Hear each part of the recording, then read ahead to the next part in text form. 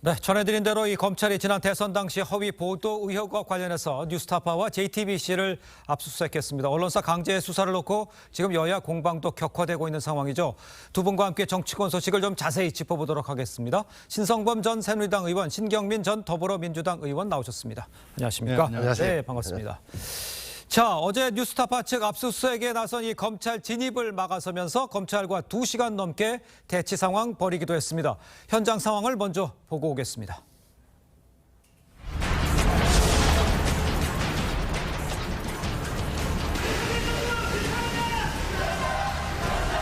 영장의 범위 안에서만 저희 압수해 갈 거죠. 정권을 수호하는 정치검찰이 얼마나 악랄하게 언론을 탄압하는가를 가장 적나라하게 보여주는 역사에 영원히 남을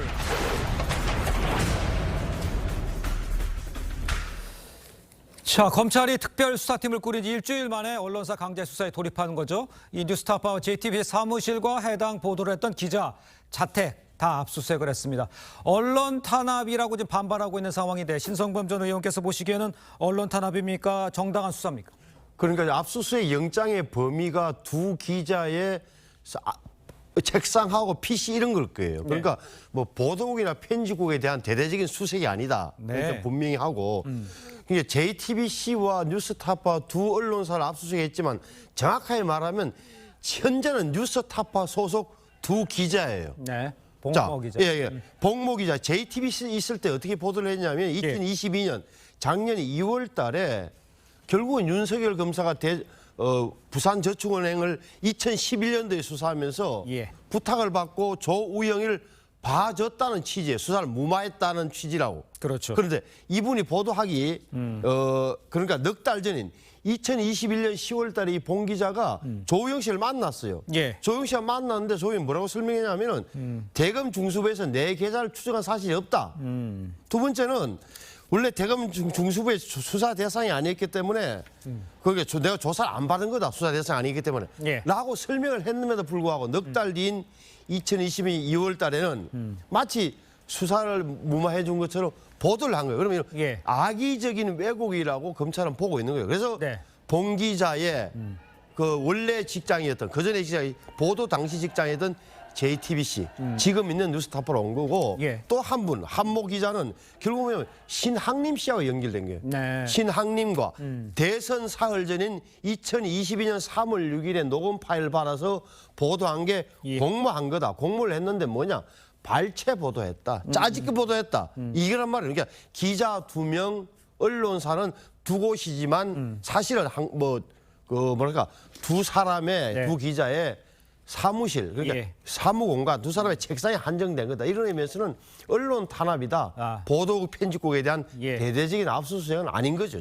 언론사에 대한 전체적인 압수수색이 아니라 그 기사에 관한 부분과 그 기자에 관한 부분에 한정되어 있는 거죠. 한정되어 있는 압수수색이라는 말씀을 지금 전해주셨습니다.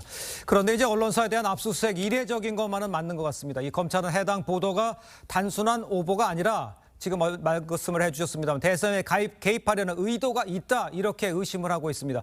이 검찰의 입장은 우리 신 전 의원께서 어떻게 보십니까? 지금 하여튼 큰 그 시나리오를 검찰이 그리고 있는 건 맞고요. 그렇습니다. 지금 국힘당이 연일 하여튼 처음부터 참전을 했고 대통령실도 거의 초기 단계에서부터 참전을 한 게 맞죠. 그러니까 이 큰 시나리오 상으로 봐서는 뭐 엄청난 일을 한 걸로 지금 돼 있는데요. 일에는 순서가 있습니다. 그러니까 뭐 보도국 전체를 하는 게 아니고 기자 하는 거 하여튼 뭐 좋습니다. 좋은데 먼저 이런 경우에는 조사가 선행돼야 되는데 지금 수사부터 덜커덕 들어가는 거예요. 그러니까 서두르는 겁니다. 지금 여러 단계의 일이 있잖아요. 이 신학림 씨와 김만배 씨와의 관계에서 일어난 일, 그리고 신학림 씨와 뉴스타파에서 일어난 일, 그리고 인용 보도한 거. 그리고 이제 마지막에는 민주당과의 연계 관계인데 이 네 개를 지금 뭐 한꺼번에 다 시나리오를 큰 뭐냐면 대하 드라마를 그려가지고 검찰이 지금 선봉에 서서 나가고 있는 건데요.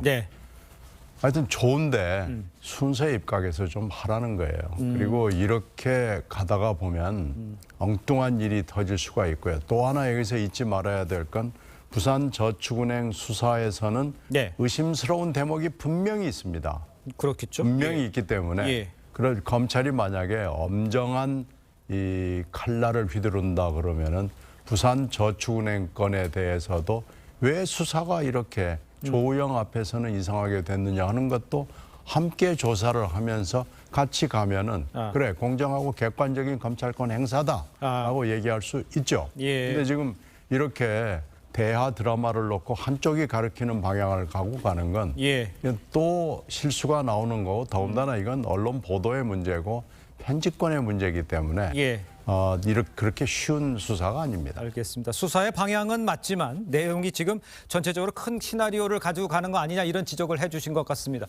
일단 근데 내용을 좀 들여다보면요. 문제 보도를 했던 이 봉 기자라고 하죠. 봉 기자, 이 언론에 직접 입장을 밝혔습니다. 이 자신의 보도에 대해서 JTBC가 사과를 한 게 오히려 허위라고 했고요. 윤 대통령이 이제 조우영 씨에게 커피를 타준 내용 사실이 아니더라도 수사 무마 자체가 없었던 건 아니다. 이런 취지의 말을 했어요. 그러니까 내용을 다 알고 사실이 아니라는 걸 알면서도 그 내용은 뺐단 말이에요. 요게 지금 문제가 심각한 거 아닙니까? 그러니까 지금 문제는 커피, 윤석열 커피가 본질이 아니다. 수사 무마다라는 주장이잖아요. 그렇습니다. 이런 주장을 흔히 하는데 당시로 되돌아가면 대선 당시에는 윤석열 커피가 본질이었어요. 네. 그래서 공식적인 텔레비전 토론에서 당시 여당 후보가 이재명 후보가 조우영에게 커피는 왜 타줬어요라고 공박하는 의기양양하게 묻는 그런 상황이 벌어졌던 거예요. 또 두 번째, 수사 무마가 왜 문제가 수사 무마가 있으면 문제죠. 근데 제가 기록을 아무리 봐도 이런 거예요. 당시는 대검 중수의 2011년 수사는 대상이 뭐냐면은 120개의 SPC 특수 목적법인을 만들어서 주주들이 부산은행 대주주들이 사명 투자를 한 게 문제였던 거예요. 그럼 완벽하게 배임이 되기 때문에. 그런데 대출 그러니까 뭔가 담보로 잡은 대출은 수사 대상이 아니었던 거예요. 유일하게 남는 것은 조우영이가 10억 원 받았다는 대출 사례금 문제, 로비자. 이것은 본인이 실토를 안 했고 2014년도에 경기경찰청에서 조사받을 때 자기 실토했다는 건 그러니까 그 당시로서는 수사 대상이 아니었고 수사 꼬투리가 없었고 아주 주변이었기 때문에 아주 작은 잔가지에 불과하기 때문에 수사 대상이 아니었다는 검찰의 설명도 당시 윤석열 검사 측의 설명도 맞는 거란 말이에요. 그렇다면 자 첫째 커피는 사실이 아니었던 게 드러나고 검사도 아니었고 직원이었던 거. 두 번째 수사 무마는 수사 대상이 아니기 때문에 무마한다는 게 의미가 없어지는 이런 상황이 된 거죠. 알겠습니다. 자, 일단 검찰은요, 윤 대통령이 수사를 무마하려 했다는 이 문제의 보도 내용이 윤 대통령의 명예를 훼손했다고 지금 보고 있습니다. 최종 유죄가 되려면 해당 보도가 윤 대통령을 비방할 목적이었다는 것이 그것을 이제 검찰이 입증해야 될 텐데 입증이 쉬울까요? 어떻게 보십니까? 그 쉽지 않죠. 신앙님과 김만배 두 사람 사이에 있었던 거하고 뉴스타파의 보도하고는 또 전혀 차원과 뭐 여러 가지 입증해야 될 것들이 전혀 다르고요. 또 하나는 지금 우리가 뉴욕타임즈 사건에서 보여주고 있는 설리반 경찰서장의 고소에 따라서 진행된 이게 민사 사건입니다. 여기에서 요건으로 나왔던 공인 보도에 있어서의 세계적인 기준이죠. 액추얼 멜리스, 사실적인 고의를 입증을 해야 되는 것이 이제 지금까지 어떻게 보면은 이것이 거의 FM처럼 돼 있는데 액추얼 멜리스를 검찰이 뉴스타파 보도에서 입증을 해야 되는 거예요. 근데 지금 편집 체계, 그 당시 편집이 어떻게 해가지고 이것이 보도가 나가게 됐느냐에 대해서는 아직 아무것도 밝혀진 건 사실 없습니다. 만약에 액추얼 멜리스, 악의적인 고의가 있었느냐라는 것을 입증을 검찰이 해낸다 그러면은 뉴스타파가 할 말은 없죠. 그렇겠죠. 근데 그게 이제 민사 사건이고 형사 사건은 액추얼 멜리스 플러스 알파의 고의를 입증을 해야 되는데 이게 그렇게 수사나 조사로 나올 수 있을 만큼 뭐가 말하자면 뉴스타파가 막 결정적인 잘못을 했을까 하는 부분에 있어서는 쉽지 않고요. 이 사안의 그 폭발성으로 봤을 때 그 당시에 충분한 주의 의무를 기울였냐라는 것이 이제 논란의 핵심이 될 거예요. 네. 근데 이걸 입증하는 것은 정말 어려운 일입니다. 근데 이 어려운 일을 예. 너무 쉽게 지금 검찰이 달려들고 있는 겁니다. 알겠습니다. 일단 검찰은 대선에 영향을 미치기 위해서 악의적으로 편집돼서 리포트가 됐다. 여기를 생각하고 그것이 악의적인 그 고의다. 이렇게 생각할 수도 있다. 이런 말씀도 제가 함께 좀 올려드리고요. 자, 그런데 이제 가짜뉴스 보도 의혹을 놓고 이제 검찰의 본격적인 강제 수사가 시작이 되면서 정치권도 지금 첨예하게 맞서고 있습니다. 관련해서 여야 목소리도 한번 들어보도록 하겠습니다. 기대의 대통령 바꾸치기 공작 사건은 유권자의 선거 민심에 영향을 주고 자칫 대선 결과를 뒤바꿀 수도 있었던, 그래서 아찔했던 중대 선거 범죄입니다. 이제 그 몸통에 대한 수사를 재개해야 합니다. 그래야 정의가 회복될 수 있습니다. 정권에 비판적이면 그곳이 어디든 상관없이 밀고 들어가겠다는 대언론 선전포고입니다. 무도한 윤석열 정권이 정치검찰을 앞세워 언론에 대해 칼춤을 추고 있는 것입니다. 아까 의원께서 얘기를 해주셨습니다만 이 전체적인 큰 그림 속에서 움직인다고 보고 계시는 것 같은데 이제 국민의힘은요, 문제의 보도가 대선 공작이라고 보고 있는 상황입니다. 김만배 씨 개인에 의한 것이라기보다는 민주당과 또 문재인 정부 당시 검찰의 배후가 있지 않으면 이게 가능한 일이겠느냐 이렇게 이야기하는 건데 여기에 근거는 어떤 것들이 있는 겁니까? 그러니까 김만배가 처음에 신학림 씨를 만날 때부터 민주당이 개입했다는 증거는 아직 없죠. 예. 분명히 증거는 없는데 의심할 수 있는 정황이 충분히 나오고 특히나 네. 당시 문재인 검찰에서 왜 이렇게 했을까 하는 부분은 의문이 큰 거예요. 왜 그러냐면 이 보도가 나온 다음에 검찰에서 조사를 했다는 거예요. 네. 조우영을 불러서 정말 당시 2011년도에 그러니까 십몇 년 전에 조사받을 때 윤석열 검사한테서 커피를 대접받은 사실이 있느냐 없느냐. 조우영은 그런 사실이 없다라고 했고 계속적으로 확인이 됐음에도 불구하고 예. 당시 문재인 정부의 검찰은 언론에 말 한마디 안 했어. 이게 저 기자들이 물어봤을 텐데 또 정점식 의원이 이야기했지만 당시 오보 대응 지침에 따르면 진실이 아니라는 진술이 나왔으면 언론에 알리는 게 의무인데도 불구하고 자기들 조직의 총수 윤석열 전 검찰총장이 윤리가 안 됐다는 사실을 당시 수사팀을 알면서도 말 한마디 입번껏 안 했던 거예요. 네. 계속 그 의혹이 확산됐던 거 결국은 텔레비전 토론회에서 후보 간에 공방이 벌어졌고 정당 간의 대응 사흘 전에는 SNS에 엄청난 공세 예. 이런 게 이어졌던 일련의 흐름을 본다면 적어도 중반 이후에는 민주당에서 최대한 이재명 대표와 이재명 후보와 민주당에서 최대한 활용한 거는 맞는 거죠. 윤석열 후보 때리기에. 예. 신 의원이 얘기한 이 말에 대해서는 어떻게 생각하십니까?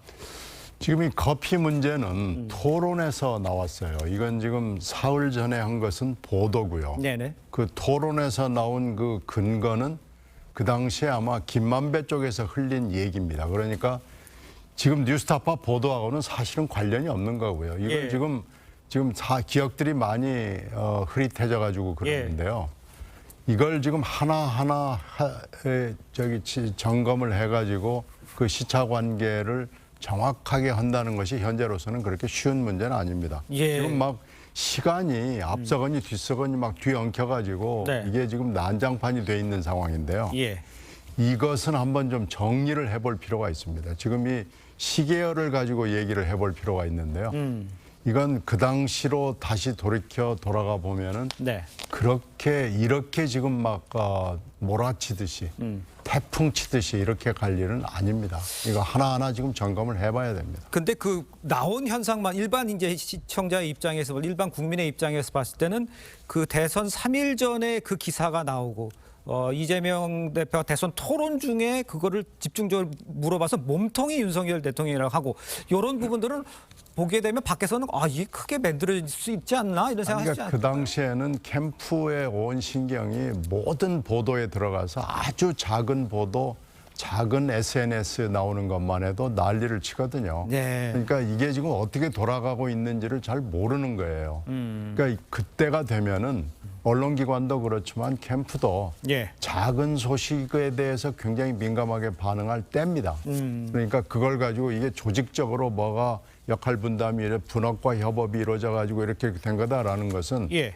말을 할 수는 있죠. 짐작할 수는 있지만은 시계를 놓고 잘 보면은요. 네. 이것이 아무도 입증할 수 없는 내지는 입증되지 않은 얘기들을 서로 주장하는 거다라는 것을 쉽게 알 수 있을 겁니다. 알겠습니다. 저는 이 사건과 관련해서 마지막으로 한 말씀 드리면 이런 거예요. 그러니까 지금 그러니까 대한민국 정부 검찰 대 뉴스타파, 대한민국 정부 대 JTBC 이것이 기소가 돼서 저는 기소가 돼서 법원의 판결을 한번 받아볼 필요가 있어요. 이 부분이 그 정보통신법상의 명예훼손. 그러니까 언론의 책임이 어디까지냐. 특히 인용 보도, 타사를 보도를 인용해서 그냥 이에 대해서 뭐라고 반박했습니다. 한 줄 붙이면서 이렇게 우리 대한민국의 관행처럼 굳어지는 보도 관행에 대해서 법원의 판결 한번 받아봄직한 처벌 여부와 상관없이 행사적으로 상관없이 저는 그런 사건이라고 봐요. 알겠습니다. 그러니까 정말 악의적으로 고의적으로 했는지에 대한 여부, 이 부분에 대해서 검찰이 한번 확인을 해보고 재판을 받아볼 필요가 있다. 이렇게 정리 좀 해보도록 하겠습니다. 자, 다음 이슈도 좀 짚어보겠습니다. 민주당 이재명 대표의 단식이 지금 보름을 넘어섰죠. 걱정이 많습니다. 여당 지도부에서 처음으로 단식 만료의 목소리가 나오기도 했습니다. 직접 들어보고 이야기를 이어가겠습니다. 이재명 대표의 건강이 악화되고 있다고 합니다. 이후 이하를 막론하고 이 대표께서는 건강을 해치는 단식을 중단하시기를 정중히 요청합니다. 중차대한 정기 국회 시기에 단식을 계속하는 것은 바람직하지 않습니다. 불과 몇 미터도 되지 않는 거리에 있는데요. 직접 그런 말씀과 당부를 해주셨으면 어땠을까 하는. 직접 가는 거는 어떻습니까? 갈 수 없습니까? 김기현 대표가? 갈 수도 있겠죠. 근데 타이밍을 좀 놓쳤다. 초기에 그냥 지나가는 것처럼 들려서 아이고 대표님 건강 신경 쓰십시오라고 하면서 뭐 길게 이야기할 게 없는 거 아니에요. 주고받을 게 없기 때문에 지금 정치 단식이 아니라 사법적인 그런 단식이니까 그렇다면 뭐 그랬으면 쉽게 넘어갈 일일 텐데 지금 와서는 또 늦었고 또 이거는 정치적으로 운신의 폭이 서로 없는 거예요. 대상이 요구하는 이재명 대표가 단식에 요구했던 건이 당 대표나 원내대표 수준이 아니잖아요. 대통령을 겨냥한 것이기 때문에 당 대표로 사실 운신의 폭이 거의 없어요. 김기현 대표가 찾아가기는 좀 어려울 것이다 이렇게 말씀을 해주셨습니다만 이 박지원 전 원장 문 전 대통령이 직접 찾아가야 한다 이렇게 언급을 하기도 했습니다. 노영민 전 실장을 통해서 우려를 전달한 것만이 아니라 이제 직접 방문해서 좀 출구 전략을 좀 만들어 주세요 이렇게 했는데 문 전 대통령이 갈 확률도 없습니까? 현재로서는 특별한 계기는 없습니다. 그렇습니다. 다만 다음 주에 지금 9.19 행사가 서울에서 있거든요. 그때 문재인 대통령이 서울을 지금 오는 것으로 돼 있습니다. 그래서 그때까지 단식을 만약에 한다면 가능성은 물론 있는 거죠. 공간적으로 서울에 오게 되는 문재인 대통령이 있게 되는 그런 상황이 되기 때문에 모르겠습니다만은 현재 정치인의 단식에서 항상 문제가 되는 게 이 출구 전략이거든요. 그렇죠. 지금 익시 플랜을 처음부터 걱정을 했는데 이게 지금 이제 현실화가 된 거고 20일을 전후해서는 대단히 어려운 건강상의 문제가 생기기 때문에 그렇죠. 그 지병이 없는 상황에서도 20일까지 간다는 것이 그렇게 쉬운 일은 아닙니다. 따라서 지금 출구 전략을 세우기가 쉽지는 않은데 지금 여러 사람들이 만류를 하고 있기 때문에요. 저는 출구 전략을 거기서 찾을 수는 있다고 봅니다. 이 마음먹기 나름이죠. 그렇군요. 일단 이재명 대표 지팡이를 짚는 등 이 건강이 악화된 모습을 아마 시청자들 화면으로 많이 보셨을 겁니다. 원래 오늘 예정된 이 대장동 의혹 이 재판도 이 대표 측 요구로 다음 달로 연기가 됐죠. 또 22일 예정된 선거법 공판 여기도 아마 차질이 예상이 되는 것 같아요. 이렇게 되니까 이제 문제가 이 대표의 단식 시작할 때 뭐 혹시나 이런 부분을 고려 재판과 관련된 거 고려하지 않나 이런 얘기도 사실은 나오고 있는 상황인데 재판은 어려워지는 상황이에요. 일단 현실적으로 어려워졌죠. 그러니까 제가 보기엔 1순위가 이 대표가 단식할 때 1순위는 검찰 수사 방어, 차단, 지연이었던 거. 두 번째는 이도 재판 일정도 들어가 있을 거예요. 그러니까 말씀하신 대로 대장동 의혹은 첫 재판 이미 다음 달로 연기됐고 그다음에 선거법 공판도 어떻게 보면 이게 격주로 매주 금요일 날 열렸단 말이에요. 이게 또 미뤄지는 거예요. 그러면 검찰 수사 조사 그리고 재판 일정 다 뒤로 미뤄지는 거죠. 이런 의미에서는 완벽하게 이재명 대표는 효과를 보고 있는 거죠. 이것도 한번 살펴보겠습니다. 자, 만약 이제 체포안이 가결이 돼서 법원의 영장 심사까지 가게 됐을 때도 이 대표의 단식이 영향을 미칠 것이 아니냐 뭐 이런 관측도 좀 나오고 있습니다. 건강이 안 좋아졌다는 자료가 제출될 경우에 판사로서는 이걸 부담으로 느낄 수밖에 없겠죠. 영장 심사는 아무래도 다음 주에는 표결 문제가 있을 거고 표결이 그 다음 주까지 넘어갈 가능성이 있기 때문에 그렇죠. 영장 심사는 이제 그 다음에 있는 거 아니에요. 그렇겠죠. 그때는 단식이 영향을 주는 것이 아니고 단식 이후의 건강이 영향을 주게 되겠죠. 예. 그래서 지금은 거기까지 가는 게 아니고요. 표결 때 그러면은 이재명 대표가 표결을 하면은 신상 발언을 하게 돼 있잖아요. 네. 신상 발언에 이재명 대표가 국회 의사당 안에 나갈 수 있느냐 없느냐 그것이 지금은 오히려 더 큰 관심거리가 아닌가 싶습니다. 예.